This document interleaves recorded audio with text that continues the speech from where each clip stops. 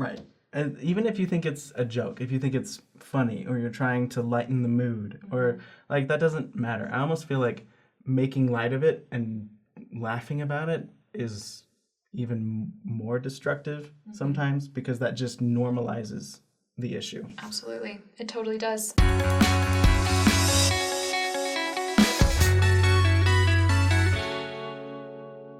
Hi, everyone. Welcome back to another episode of Saints Unscripted. And today we're going to talk about something that's very serious. It's going to be kind of somber, but it's a very important topic. So if you'll bear with us. But it's still very important. It needs to be said. And on our channel, we try to bring light to just different issues that members of the church and people outside the church are facing.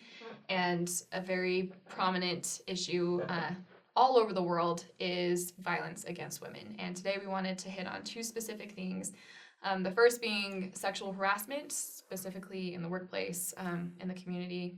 And then second being domestic violence within the home. I want to start off with a quick disclaimer. We understand that there are many, many men who are experiencing abuse, and this episode in no way is trying to distract from that issue. We want to do more episodes actually about that specifically and give that the space that it requires. So just bear with us. We understand that there are many wonderful men out there who need to be heard as well. Yes. This is according to the Equality Act of 2010. Sexual harassment is unwanted contact of a sexual nature which has the purpose or effect of violating someone's dignity or creating an intimidating, hostile, degrading, humiliating, or offensive environment for them. And I would like to point out in that definition the word effect, because it's not always, a lot of people think that, oh, well, I didn't mean it that way. Right. And they think that makes it okay. But the point is that it's, which has the purpose or effect. You don't even have to intend it, but if it has the effect of creating a hostile environment, then that's what it is. And that's not for you to decide. Absolutely. Thank you. That's fantastic. And what we know is that there are many women out there who are experiencing sexual harassment at work, specifically, who are not saying anything. So if a woman gets a job that she's excited about and her boss sexually harasses her or says something, her automatic instinct might not be to report it. She might want to try to maintain some job stability. Because she worked to get in there and she's not going to sacrifice it. That's what often happens. There are some statistics we want to share. More than 52% of women in the workplace have experienced some kind of sexual harassment. If you were to line up all the women in your life, if you were to picture everyone from your ward, from your job, from your family, 1 in every 2 has experienced sexual harassment at work. That is a problem. That's way too widespread. And that's just the ones that are reporting. Yeah. Think of how many people are not reporting this. Absolutely. It says here, and I'm glad you brought that up, about 1 in 5 women report it, and of those, 80% say that nothing changed after reporting.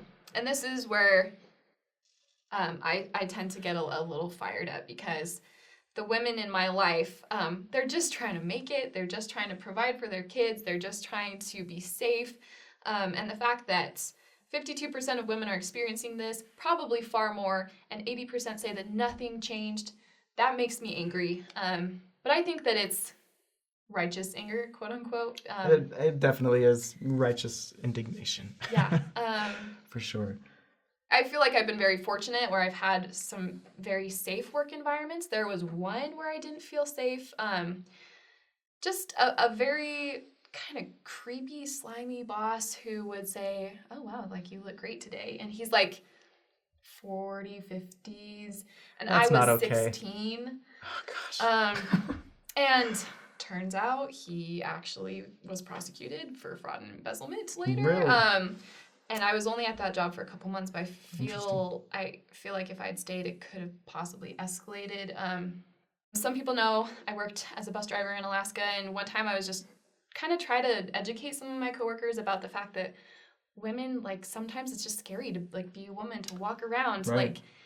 I always feel like I have to have my keys in my fingers or just, have an exit strategy wherever I am. And I was trying to talk to my coworker about like, do guys feel like they have to be conscious about where they are or they're gonna get raped? Like, I just tried to have this conversation with them, and this male coworker, just made this very offhanded remark. He's like, yeah, sometimes I think about rape, but then I think, better not.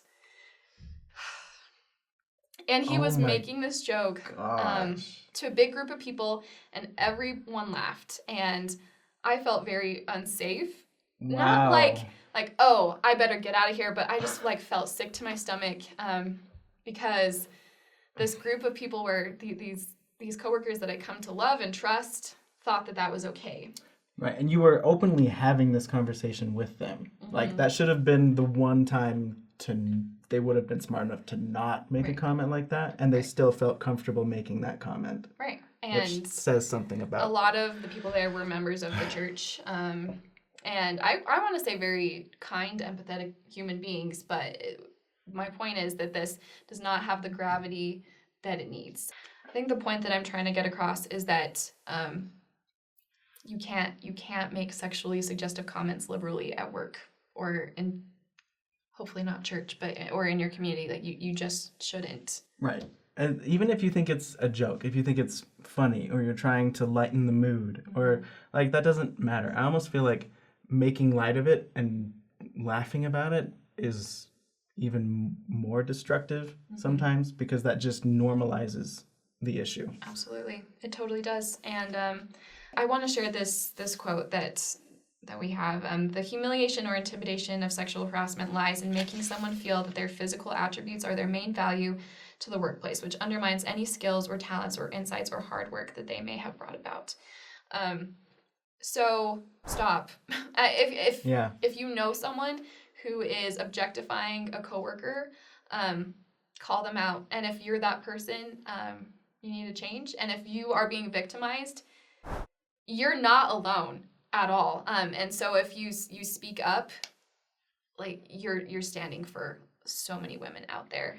You're not alone, and it's worth it to be brave and to call out abuse so that we can start shifting our culture away from that. Yeah. And if I could make a comment, I think Please. like a lot of the time this happens not because people are intentionally malicious. Like, for as many women who have experienced this in the workplace, I don't believe that every instance was a man like maliciously wanting to, cause harm or anything, or intimidate or frighten. So even if, I just want to say this to advocate like people out there to talk about it, to be more open about it, because the more openly we are able to talk about it, the more it's out there, the more aware and informed those men can be, and the more conscientious we can all be about the comments that we do make before we make them. Because a lot of the time it's just because people are ignorant and they don't realize what they're doing is harmful. I wish I would have gone back to that time in Alaska when that coworker said that comment and kindly corrected it and say, oh, that's actually kind of messed up. That makes me not feel great, because there's a possibility that this is what he is seen as acceptable and funny around him. And somebody needs to show him otherwise. Right. I think so. We touched on some of like the lighter, more gray area sexual harassment, but if someone is very obviously sexually harassing you, like touching you, intimidating you,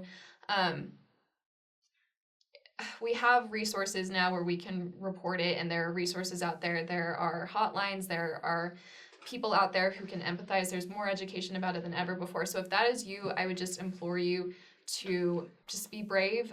What's sad though is I feel like I shouldn't have to tell women how to respond to violence. What I would really love to do is try to help men understand how to not sexually harass and abuse women. I would love the because that's where the problem starts. Right. We don't have teaching women how to respond to it is just like trimming the branches where we're not getting the root of the issue. It's treating the symptoms. Well, no, wait. What am I trying to say? You're treating the symptoms without treating the infection. Right. It's treating exactly. I want to kind of pivot into domestic violence from here because that's the exact same motive. And this is according to the National Coalition for Domestic Violence. 1 in 4 women experience severe intimate partner physical violence, intimate partner sexual violence, and or stalking in their 4. lifetimes. 1 in 4. Wow. So, and I want to talk about what abuse is. So there's obviously physical abuse where you're being like slapped or choked or punched or like, but what we don't talk about is emotional abuse, mental abuse, financial abuse. Just like grooming women to feel that their only value is in serving the abuser and trying to isolate them from their friends and family, trying to control every aspect of their life. I recently went on a date where he was afterwards just calling and texting me like almost every single minute. And I know the warning signs of abuse, that's someone who's trying to Control, right? And this goes back to the definition, even in the Equality Act, whatever. Like, even if they're not intentionally doing it, if it's having that effect, that is an abusive act. Right. And it needs to be addressed. Right. 100%. Unfortunately, in the church, there is a lot of pressure to stay in abusive marriages. Women will often go to bishops and stake presidents and say, hey, we're having trouble in our marriage. I'm being physically abused. I'm being like emotionally and even sexually abused. There is such a thing as like marital rape. If it's not consent in the relationship, you are being raped by your spouse. That we do not talk about that enough. Sometimes bishops and stake presidents will counsel those women to stay in their marriages because we really emphasize the family and staying together as a family, right? And that anything can be made right if you're righteous and live the gospel and that kind of thing. Which, honestly, like, in those situations, like, you can see where they're coming from and you can see, like, the good intentions, but it's clearly misguided and uninformed. Right. So it is. And need ecclesiastical leaders are not therapists or police officers. If you are experiencing abuse in any way, go to law enforcement or go to appropriate resources and try to gain as much information there, because often when someone's trying to leave an abusive situation, that's actually the most dangerous time. Unfortunately, with that, there is a culture of victim blaming where we really, really scrutinize the victims and say, was it really that bad? Did it really happen? Are you sure? And we do not believe victims as much as we should. Yeah, for sure. If a woman comes to you and says she's being raped or sexually harassed, of course there are exceptions, but like, give her the benefit of the doubt. That Seriously. Because 1 in 4 is a lot. That's huge. That's a lot. Take every woman in your life and line them up. Every fourth one is a victim of this. And to be honest, like, as a male, I didn't really understand this issue for a long time until the last 5 or 6 years. I made a friend who she found it fitting to confide in me for whatever reason, but that speaks to your character. But she shared with me the fact, like, as a young girl from the age of 7 to 12, she was sexually abused regularly on a weekly basis by her older brother's best friend. And he was often asked to even, like, babysit. Like, that's how close he was with the family. And they just loved him. And they didn't realize what was going on. Well, this kind of carried over, like, into her teenage years. And she finally, like, was old enough to realize that this is extremely bad. And she ultimately ended up finding a seminary teacher that she trusted enough to talk to about it. And he was totally her advocate. Like, he stood up for her. He spearheaded, like, a lawsuit against the guy. And then the response for her was that her entire family, her brothers, her sisters, her parents, even some of her close friends, like, they all rallied around the guy and they testified on his behalf in court. And basically they ostracized her. Like, she was seen as, like, this enemy who was, like, trying to hurt this really great guy. And she ended up moving out of her family's house at the age of 17 just to get away from the situation. And now when she, it's years later and she hardly speaks with her family at all. And anyway, he won the case ultimately, and since then he's had like multiple additional lawsuits filed against him, and he's come out scot clean in each one. And it's insane. And it wasn't until I really met her and heard about her situation and her experiences that I realized how bad of an issue it is. And from then on, like, that was my rule of thumb. Like, if somebody comes out about this, it doesn't matter what you think of the guy that they're accusing. It doesn't matter how cool he is, how successful, how charming, how good looking, Exactly. how spiritual even. It doesn't matter. Like, you take you give them the benefit of the doubt, and you believe them until, until things work out. That should be everyone's rule of thumb. Well, I appreciate that, Taylor, and I appreciate that you were there for her when she shared her story.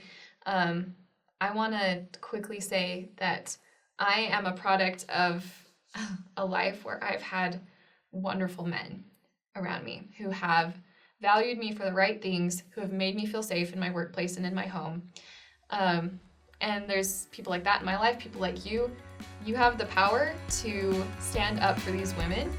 And I know that there are so many kind, empathetic men out there, and obviously so many wonderful women. I think that if we talk about this more, eventually we can shift that culture, and we can empower both men and women to talk about it. Yeah. Amen.